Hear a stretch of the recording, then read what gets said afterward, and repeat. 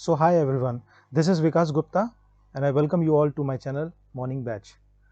पिछले वीडियोस में हमने देखा था इंटीग्रेशन के कंसेप्ट को समझा था, क्लियर, बेसिक कि उसका क्या फंडामेंटल होता है, इसके यूज क्या होते हैं in physical world, in physics या फिजिकल वर्ल्ड, क्लियर, कुछ ग्राफ को समझा था, ठीक है, एरिया बाउंडेड समझा था, बाउंडेड ग्राफ का, और वही क्या देता है स्टूडेंट्स, वही देता है आपका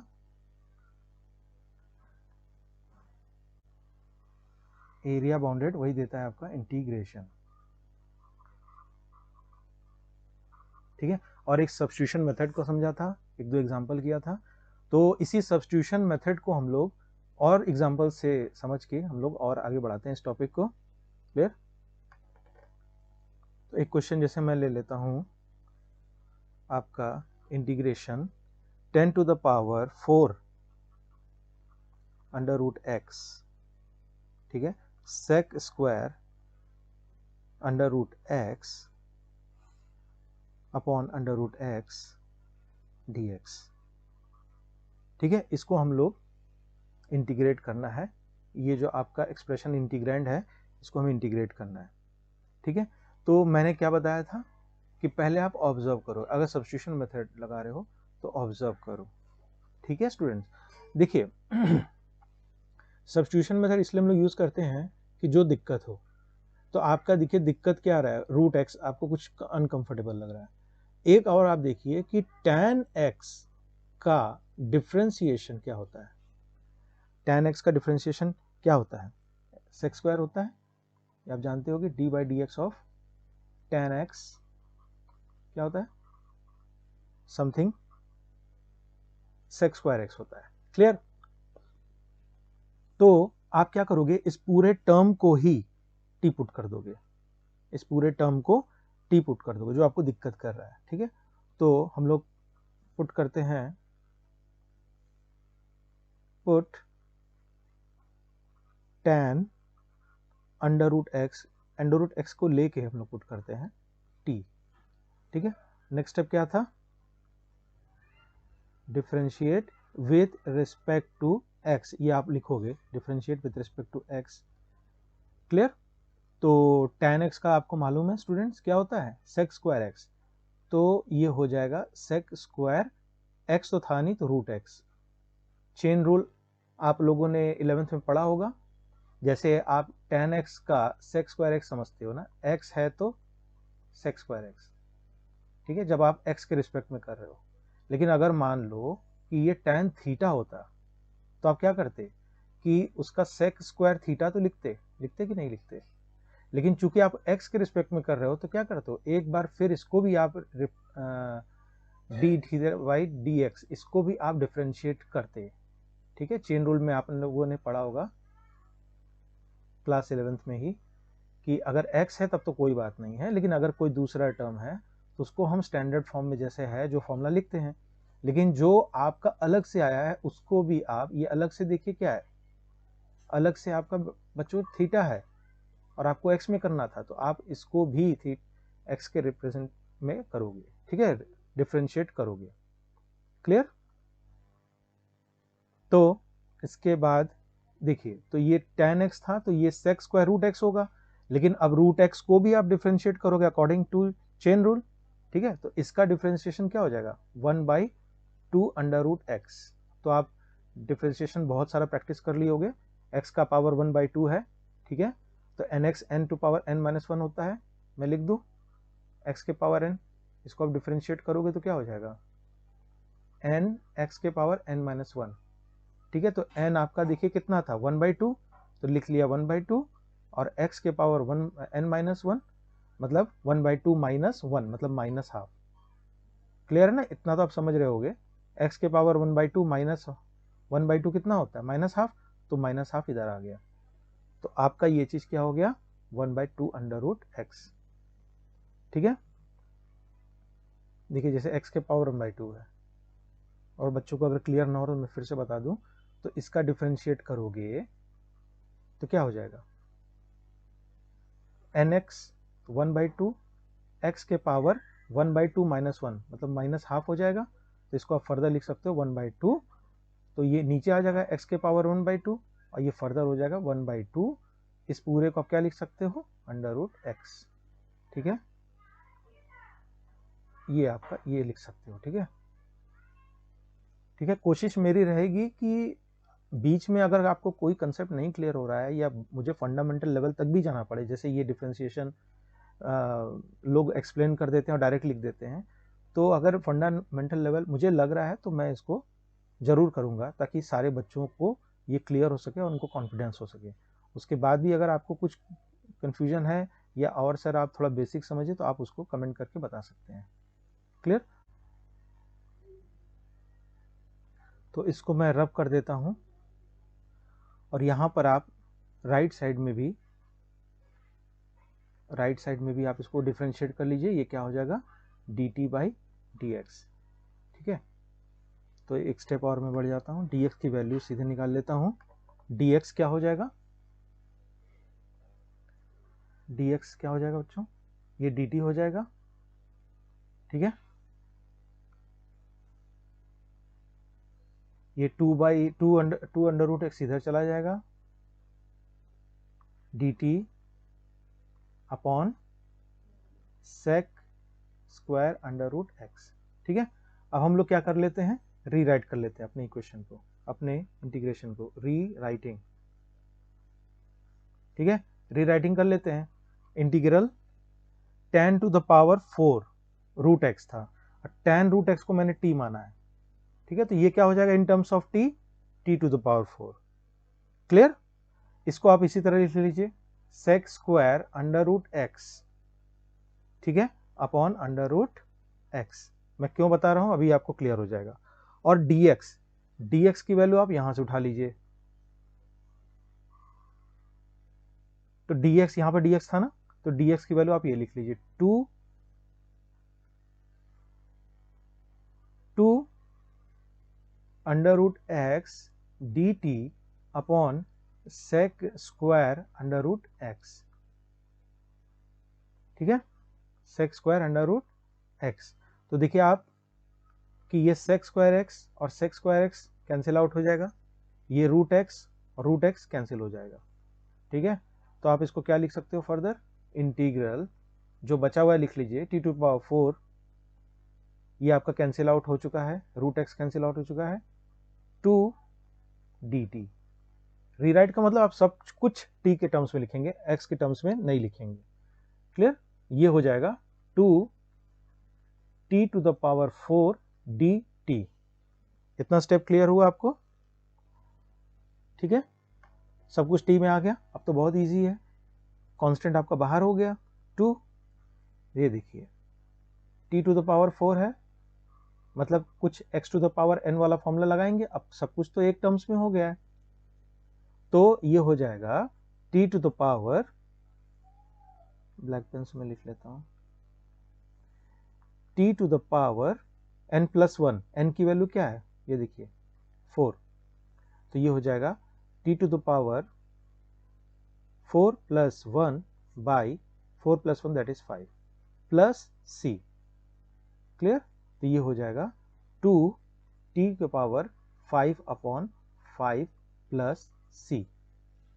क्लियर?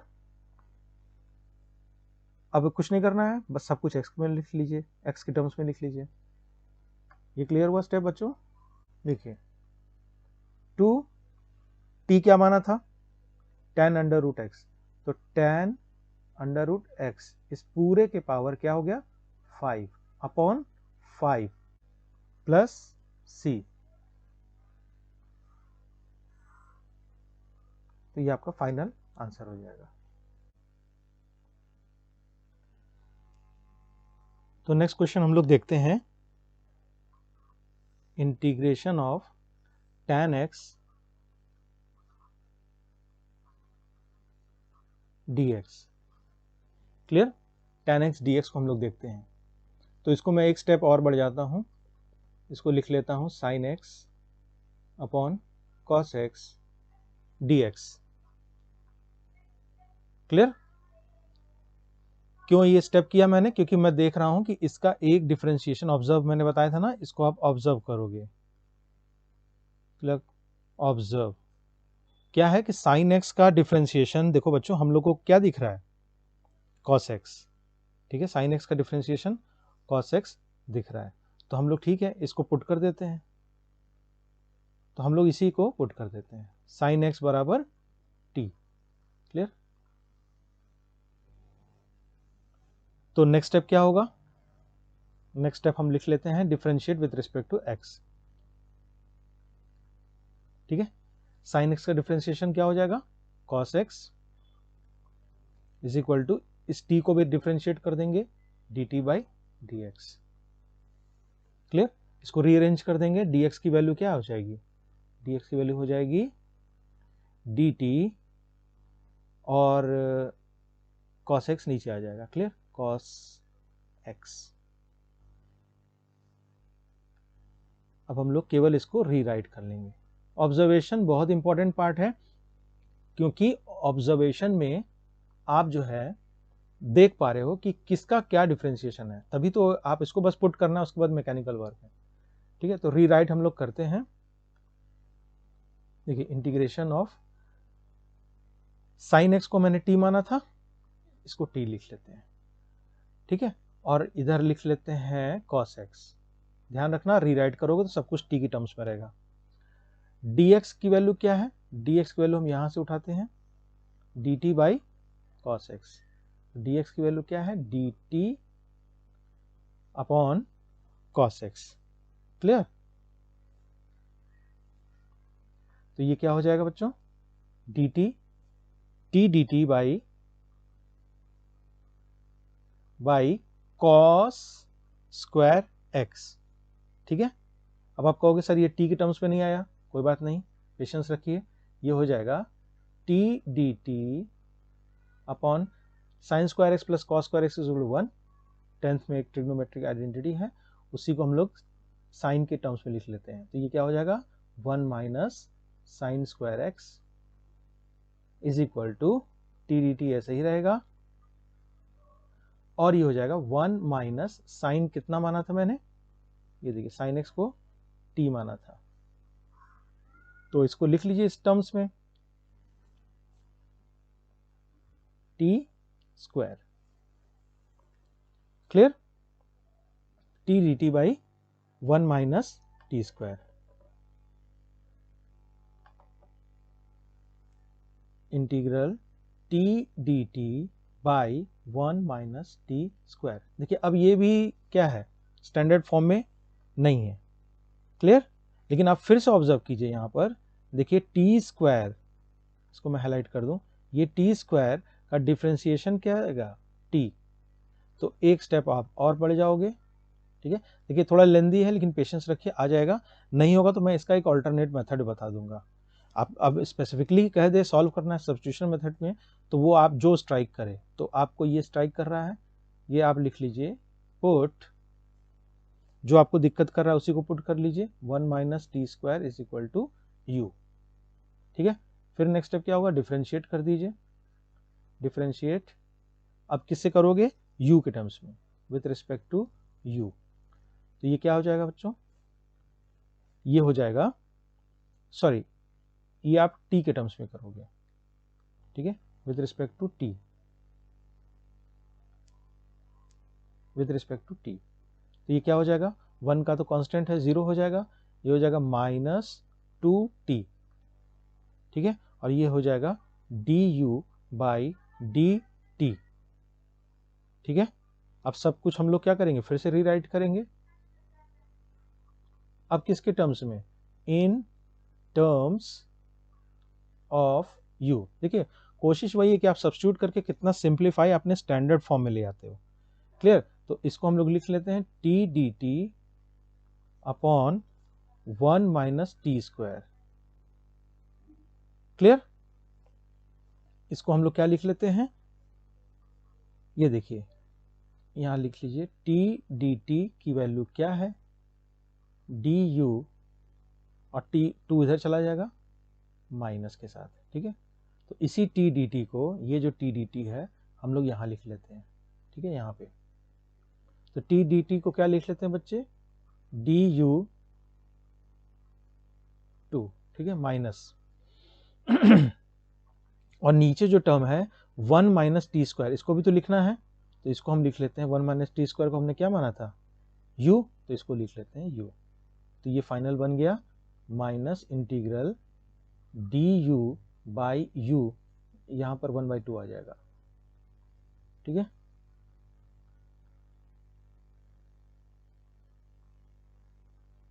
ये देखिए, इसको मैं और क्लियर कर देता हूँ, माइनस 1/2, ठीक है। अब देखिए, अब ये आपको जाना पहचाना लग रहा है, dx बाई एक्स, ठीक है। तो इसको आप लिख लीजिए, ये फॉर्मूला मैंने लिस्ट प्रोवाइड किया था, उससे आप थोड़ा याद कर लीजिए इसको, तो जल्दी हो जाएगा काम।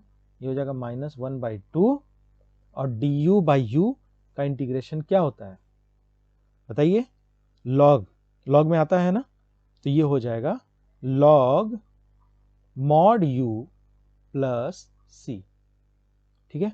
अब आंसर आपका किस फॉर्म में था, एक्स के फॉर्म में, तो इसको आप फिर से रीराइट कर लीजिए, is equal to minus 1/2 log u को मैंने क्या माना था 1 माइनस टी स्क्वायर, तो modulus 1 minus T square plus C, ठीक है। अब देखिए फिर से क्या था आंसर एक्स के टर्म्स में, फिर से आप इसको रीराइट करोगे, ठीक है, is equal to minus 1/2 log, ठीक है, टी को हमने क्या माना था, टी को कुछ माना था, देख लेते हैं हम लोग क्या लिए थे इसको, टी को यहां से साइन एक्स बराबर टी, ठीक है, साइन एक्स बराबर टी, तो ये हो जाएगा मॉड्यूलस 1 माइनस टी को क्या माना था साइन एक्स, तो साइन स्क्वायर एक्स मॉड खत्म प्लस सी, ठीक है। तो इतना इजी था ये आपका फाइनल आंसर हो जाएगा, क्लियर। आप इसको बॉक्स में कर दीजिए, ठीक है। अगर आपको और थोड़ा सा शॉर्टकट आप कहिए तो इसको मैं ऑल्टरनेट मेथड करके एक और बता देता हूँ, ठीक है, वो भी सब्स्टिट्यूशन से ही है। देखिए इंटीग्रेशन ऑफ, क्या था हमारा क्वेश्चन, tan x dx, उसी को हम लोग फर्दर लिख लेते हैं, integration of sine x by cos x dx, clear. बस आपको ऑब्जर्व करना है। तो इस बार हम लोग क्या करते हैं, साइन, भाई कोई बच्चा इसको जैसे पहले माना था साइन एक्स को टी पुट कर दिया, ठीक है, क्यों, ऑब्जर्व, ये सब लिखना नहीं, आपको बस स्टेप्स समझना है। साइन एक्स को किसी बच्चे ने पुट कर दिया, वो बोला कि चलो भाई साइन एक्स का डिफरेंशिएशन कॉस एक्स होता है, कोई ये भी तो सोच सकता है कि कॉस एक्स का डिफरेंशिएशन भी तो माइनस साइन होता है, लो ऐसे ही पुट कर लेते हैं। तो इसको आप लिख लीजिए, पुट, इस बार आप कॉस एक्स को टी मान लीजिए, कॉस एक्स को टी मान लीजिए, फिर डिफरेंशिएट कर लीजिए, अब मैकेनिकल वर्क है, कॉस एक्स का डिफरेंशिएशन क्या हो जाएगा माइनस साइन एक्स, ठीक है, और is equal to d T by D x, ठीक है, यहाँ d T by D x आ जाएगा, तो आप इसको लिख लीजिए minus sine x D x is equal to d t, इसको मैं ब्रैकेट में कर दे रहा हूँ क्योंकि अभी इसको यूज करूंगा, ठीक है। अब देखिए इसको हम लोग रीराइट कर लेते हैं स्टूडेंट्स, रीराइट, तो देखिए इंटीग्रल, देखिए पहला टर्म क्या है, ये वाला टर्म पकड़िए, साइन एक्स डी एक्स, तो साइन एक्स डी एक्स की वैल्यू देखिए यहां पर दी हुई है, क्या है साइन एक्स डी एक्स की वैल्यू, ये देखिए ये साइन एक्स डी एक्स की वैल्यू क्या है डी टी, तो आपका साइन एक्स डी एक्स क्या हो जाएगा minus sine x D x, ठीक है, साइन एक्स डी एक्स कितना हो गया डी टी, तो आप इसको लिख लीजिए minus D T, clear, upon, देखिए ये क्या हो जाएगा, cos x को क्या माना था t, क्लियर, बस मैंने रीराइट कर लिया, तो ये थोड़ा सा जल्दी हो गया स्टेप, मैंने दोनों तरीके से इसलिए बता दिया क्योंकि कोई बच्चा sin x भी मान सकता है, कोई cos x भी मान सकता है t को, तो ये तो बहुत इजी है, ये क्या हो जाएगा minus log mod t plus C, ठीक है, डी टी बाई टी का इंटीग्रल यही होगा, और इसको माइनस लॉग ठीक है, ये क्या हो जाएगा, मॉड्यूलस टी मैंने क्या माना था, cos x, ठीक है, तो ये हो जाएगा cos x प्लस सी, ये आपका इस स्टेप से आ जाएगा minus log cos x plus C. तो फाइनल आंसर क्या होगा, minus log mod cos x plus C. तो ये भी आप इस अप्रोच से करते हो तब भी कोई दिक्कत नहीं है, उस अप्रोच से करते हो तब भी कोई दिक्कत, दोनों केस में आंसर्स क्या होंगे, सही माने जाएंगे, आंसर क्या माने जाएंगे, करेक्ट माने जाएंगे। क्लियर? तो इतना इजी था ये बच्चों। तो इस वीडियो में इतना ही, मिलते हैं नेक्स्ट वीडियो में एक नए टॉपिक के साथ, इसको कंटिन्यू करेंगे आगे। होप ये आपको वीडियो बहुत अच्छा लगा होगा।